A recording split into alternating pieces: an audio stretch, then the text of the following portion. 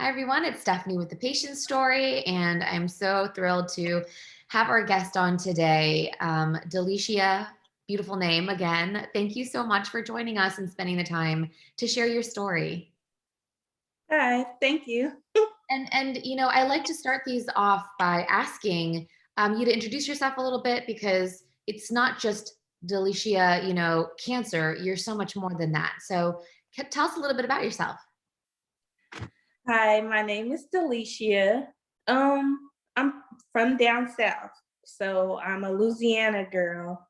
So, there's not really much to say outside of I'm pretty boring. I'm a reader. Um, Okay. What books do you like to read? What kind of books?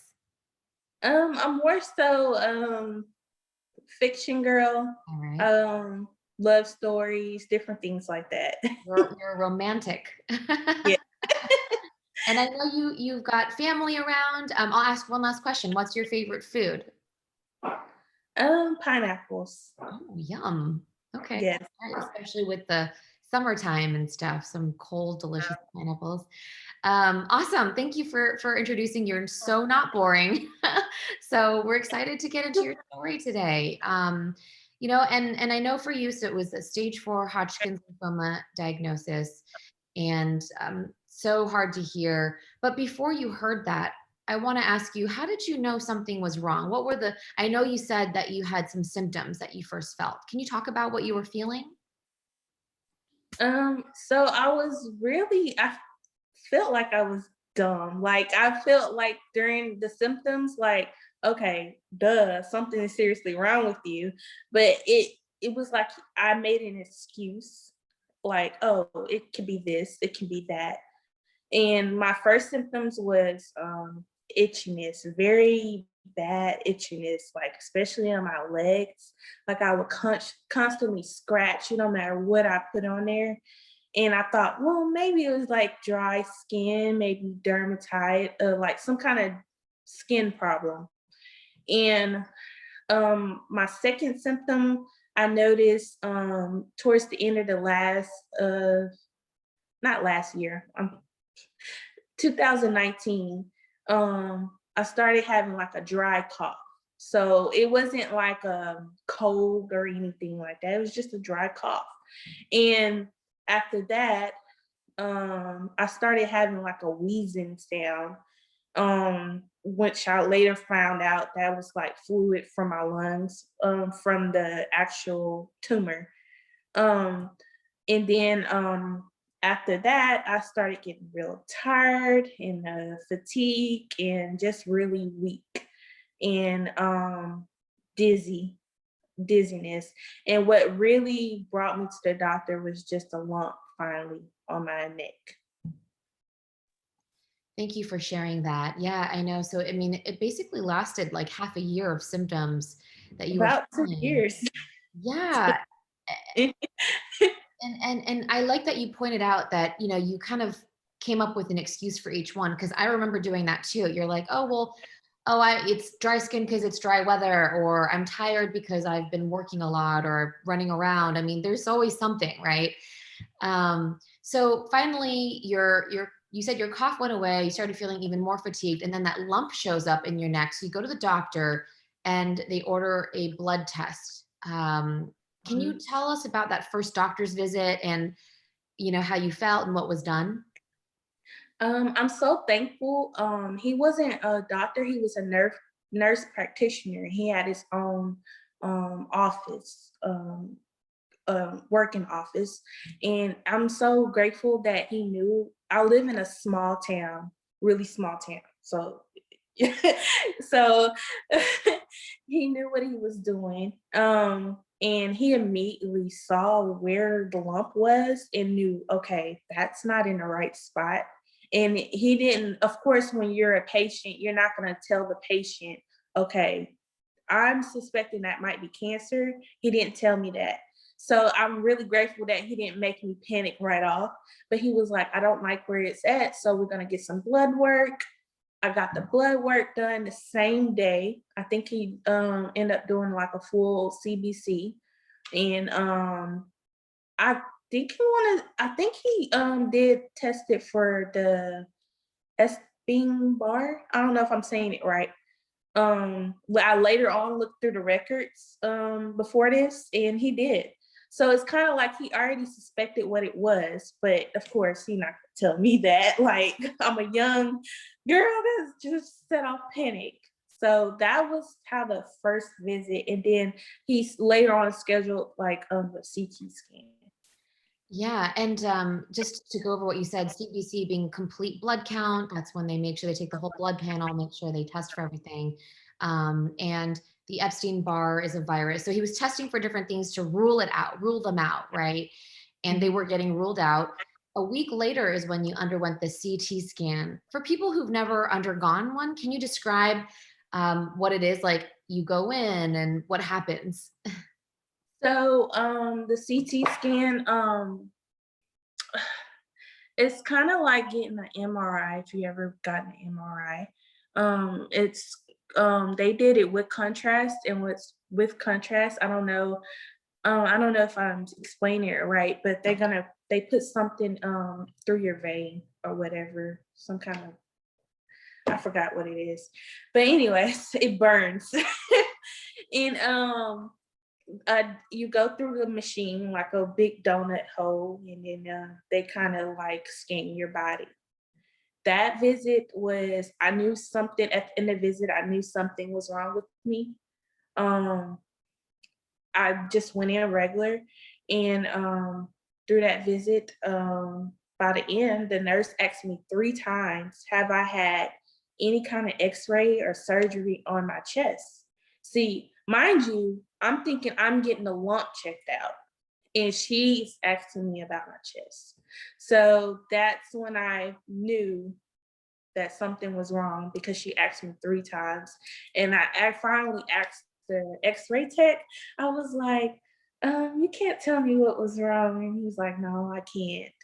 So from then, that day changed my whole life. That was the big day. That's so hard. And what you're talking about, this time when you're just waiting for answers, it's excruciating. It's one of the toughest parts of this whole thing is, like you said, okay, now I'm getting the feeling something's not right and I know it, but Yeah. still don't have answers. So you're in this limbo. By the way, you're talking about this contrast dye. You explained it very well. I mean, they usually inject it through the IV.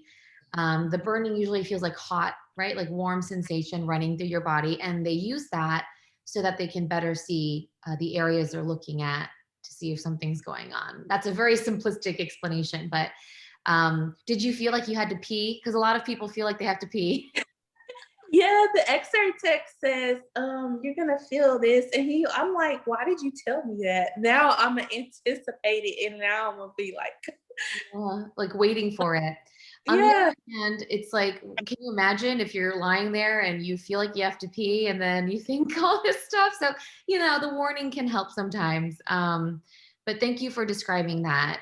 I know you had mentioned too that the following week, well, when did you get your results back from the CT scan? Do you remember? Because it was a week later that it says you took a pregnancy test, HIV, hepatitis, and cytology.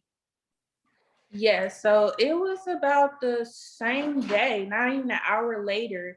He didn't even get the full report back, and they sent the report back to him, and they called me, and they was like, you need to bring somebody with you. They didn't tell me what, but that's when I knew something was wrong, because when they tell you to bring somebody with you. So yeah, from the scans, he didn't even get the full report, but from the partial report, he just wanted to see that I was okay, because he was like, from the girl I seen a week before, these reports don't match up. Like, I guess my lungs were full of fluid. My right, just one lung, which explained a lot of the coughing and the pain. And then also the mass was huge. It was 17 centimeters. So yeah. So that's why he physically wanted to check, do I need to admit you in the hospital? Like, are you okay? What do I need to do? and basically, wanted to level out with me, you know, this is what I'm gonna do. This is where we're at. This is what I think we're gonna do. And I'm gonna move you on to another oncologist and so forth. Right, to move you to a specialist, because at that time you were still with the primary care, just a regular doctor, right? Mm. And actually, to clarify, so did you say it was a week later you got the results, or the day after the CT scan? Oh, I'm sorry. It was the day of the CT scan. Wow, that's Not day amazing. after, day of. That's great, because a lot of people I've spoken with, they have to wait at least a day, maybe a few days. So because we hear that term scanxiety, right? The anxiety Yeah. of waiting for scan results, but that's great. So you were able to go back day of with someone, Mhm. and how did the doctor said, I mean, obviously he said he was going to send you to an oncologist. So did the He was gonna try to. What he did was he made calls on my behalf and see where different doctors he knew, because I live in a small town, but the next biggest place was 45 minutes away. So he had to make those calls for me to get in, and for them to examine me and all that kind of stuff, and what do I need to do next. right, It right. was very he was very good with that part. Yeah, Very that's thorough. great. He wanted to make sure that he didn't just say, "Okay, well, I'm done now, move on." Yeah. Helped you get to the next place, which is great. Question. So, did the word cancer pop up yet at that time? I mean, obviously there was a mass. Did he say oncologist? I'm just wondering if you were already thinking cancer. Um, when I went there, before I went to the doc on that first exam, what brought me there was the lump. I didn't think nothing cancer. And he kind of mentioned something like explain something about the lymphatic system and all that kind of stuff. But I still wasn't thinking cancer. And then that's the CT scan that same day. That's when he kind of brought up, okay, this looks like cancer, like the mass. I don't have the full report, but he wanted let me back up. He initially wanted me to see a pulmonary, if I'm saying it right, because of the mass being on the chest. And actually the doctor told him, no, you need to send her to oncology from looking at the looking at the CT results. So that's how I moved to the oncologist and had got scheduled there. But at that time, when you heard oncologist, it still didn't click in your head yet, right? You still, We were in shock. yeah, Me and my mom, we were still in shock. I didn't cry. I didn't do any of that. Well, I was in shock. I didn't process it. I didn't. We sat in the car and we still didn't process it. Like, I think I told my dad later on that day, and he didn't process it until days later. And it was like, oh my God. okay. So I Yeah. don't, yeah. Yeah, it hadn't hit. I mean, the word cancer hadn't been mentioned, so you weren't really thinking about it, right? Mm, Okay. not at all. And and then you did have some more tests. You had an echocardiogram, and then a week later you had a PET scan. Anything you want to describe? You described the CT scan before for people. You want to describe the PET scan and what that was like? The PET scan, my first PET scan was very traumatic for me, just to be honest. Um, at that point, when you're in the process of getting diagnosed and all that kind of stuff, you have to go through a whole bunch of tests. And at that point, like I said before, I had fluid on my lungs, so I was in pain, so I couldn't lay flat on my back.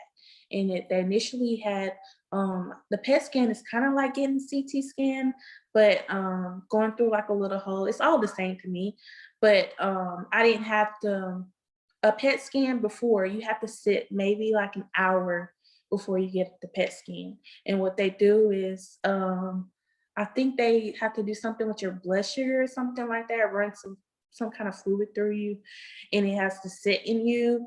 And then before you get the test, they make you go to the bathroom and pass the urine, and then you go in for your test. And the test is really short. That itself is really short. It's just the waiting before.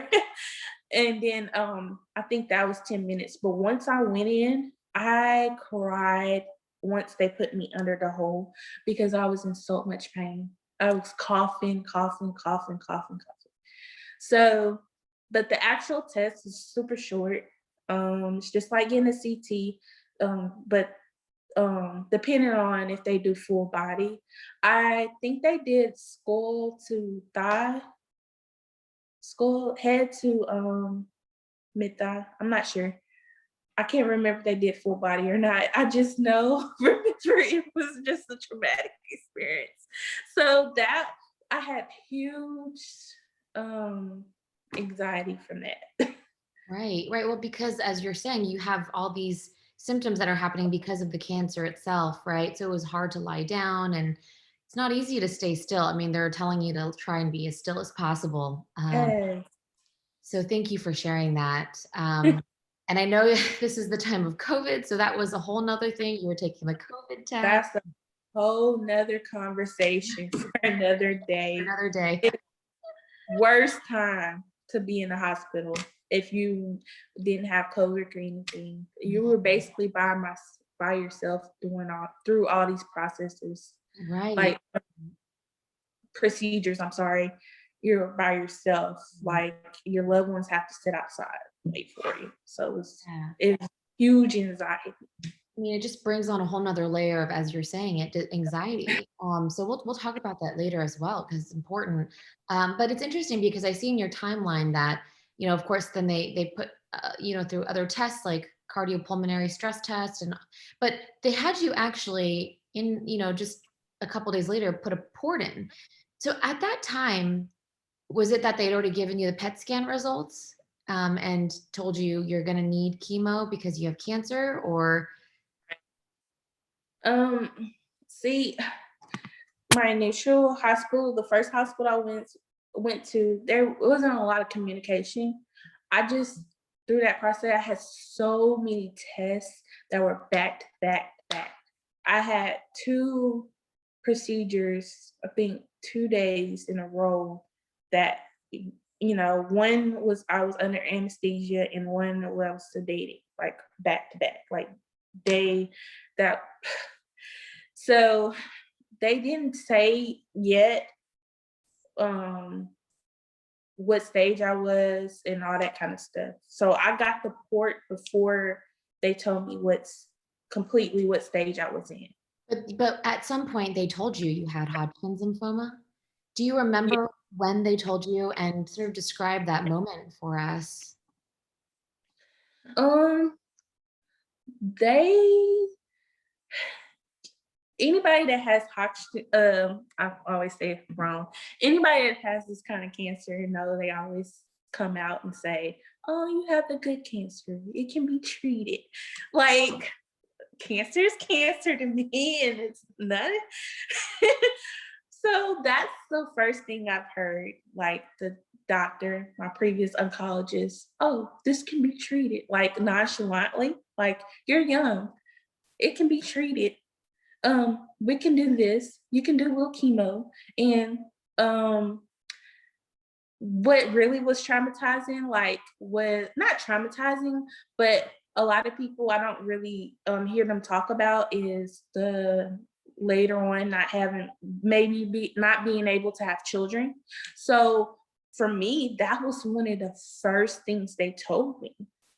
Like literally, like you might not, after this, you might not be able to have kids through the treatment, blah, blah, blah. Here's the papers, sign. So it was like, you need this treatment now. You have this and sign the papers. So that was it. So he kind of tried to explain to me what it was, but I really learned more so about it through research and just looking up things on my own and explaining it to my family what it was, because I wasn't really getting a full explanation of what exactly was from the actual doctors. So you're having to deal with the fact that you just heard cancer, um, Mhm. and you're still trying to process it, which is hard, obviously, in that moment. But you just mentioned something I wanted to ask you about, which is breaking the news. So, how did you decide to tell your family and your friends about the diagnosis? Um, so I'm more so like a, private person, and at that point, I was at the point where I didn't mind people knowing.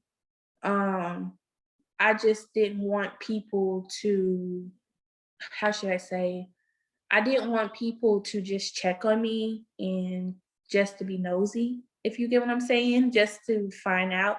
I really didn't mind people knowing. So most people that knew was my mom, who was my patient advocate, the person who advocated on my behalf. And, I have a sister and my dad and my brother, like close family, and my aunt who actually stayed during the summer through that time to help out in the household. And from there, it was just very close family, like aunts and uncles, like close people. And then if they wanted to tell other people, I didn't mind. But mostly people respected my privacy. And, you know, later on they found out, they were like, why you didn't say anything? I'm like, I don't know. It's a weird thing to bring up. Like, hey, how are you? I got cancer. It's It's not something you just randomly bring up. right, right. It's tough to understand how to navigate this, but I think Yeah. one of the most important points that you're bringing up and that I've heard is do what feels right for you, right? If you don't feel like bringing it up, don't bring it up. People will find out when they need to or if they have to. So as we wrap this section of your story, just curious. I know you had a biopsy of the mass, and you also had a bone marrow biopsy. Um, Mhm. the first biopsy was that you went under and they took a little bit out, right? So that was the excisional biopsy. So Mhm. not much to remember about that. But with the bone marrow biopsy, I know is something that people are a little freaked out about. So can you just describe? I mean, people have different experiences. Some don't have that much to say, and others have a lot. What was your experience with the bone marrow biopsy? Um, so for me, it was still kind of hard, because mind you, that was back-to-back procedures I was having during that time, and I was still having that fluid problem on my lungs. So I hadn't had chemo or anything like that yet. So it was hard laying on my stomach, and you know, they put me under. But when I thought bone marrow, I was thinking like I seen on TV, like them putting this huge needle and this huge needle, and you're gonna feel it, and I didn't think you was gonna be numb. Like they tell you to be really still. Like that's just from watching too much TV. But it was actually not a bad experience. I didn't feel anything. You did feel them drilling the needle, like scraping the needle a little bit, but I didn't feel it. Like it's kind of weird. Like you did feel them putting something down in you, like in that, like scraping, but you didn't actually feel it, like as far as pain. Right. So it wasn't a bad experience as far as like them using a needle or anything like to scrape. So for you, that's good. It sounds like it was just more like kind of you're like, oh, this is kind of weird, but it wasn't like a very painful thing for you. Yeah, it wasn't painful at all. It was just uncomfortable as far as like I still had the lung fluid on my lungs and just laying down and Right. being in the right position for them to do what they had to do. Right, right. So to your point, uncomfortable might kind of encapsulate the experience for you. So that's good news. So and it was after that that you got the full diagnosis, meaning they said you're stage 4, right? Because with the blood cancers, it's about where it is, and And it showed that you were stage Right. 4. Okay. Yeah. So I found out that I had stage 4 from really, I think from the doctor actually told me, and then I found out on the phone too, to kind of for them to explain to. And then I think that was the first time I actually cried, because in your mind, you know nothing about cancer. You hear stage 4, you hear it spread a little bit. Usually, if you have stage 4, that means it spread somewhere else, and you automatically you think negative. So that was a huge, like a huge big deal. Absolutely. So that was the first time you really truly sort of let go with your emotions. Yeah, that was the when I really came to terms that okay, I have cancer. When they told me it was what stage it was. Before I was okay. I had a good attitude. Just I wanted to get the test. I just want to know what it was. Because when you don't know, have clarity of like what it is, and you're just doing all this, it's like it's a huge anxiety. Like you want them to have the answers right then, there. You don't have to go through all the process to get it. The procedures, all that. And once they told me what stage it was and that's when I cried. And I had family with me. I think my mom didn't want me to be alone. So I had my sister and my aunts with me to comfort me. So that was a huge thing. I'm so glad you had support. That's a huge part, of course, of going through all of this. So you were able to have that support. That's wonderful.